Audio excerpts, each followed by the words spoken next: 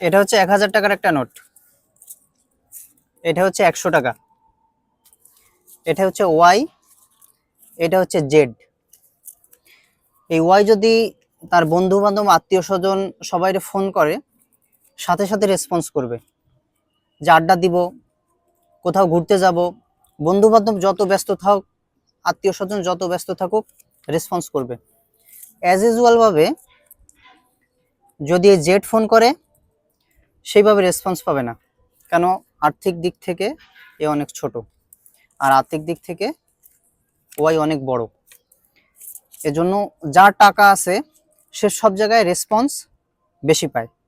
এজন্য পরিশ্রম করে কষ্ট করে টাকা কামাও।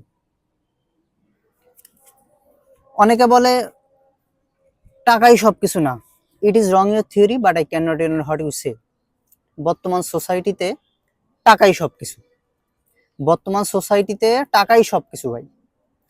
আপনি টাকা থাকবে, আপনি কক্সবাজার ঘুরতে যাইতে পারবেন, টাকা থাকবে না ওই বাসার পাশের পার্কে ঘুরতে হবে। টাকা থাকবে, বাবা মা অসুস্থ হইলে ভালো হাসপাতালে চিকিৎসা করাইতে পারবেন।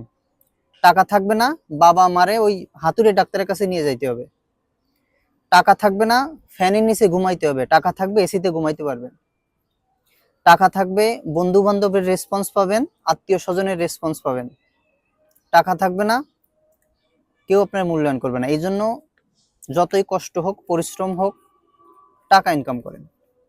টাকা ইনকাম ছাড়া এই বর্তমান সোসাইটিতে আপনি সম্মান পাবেন না।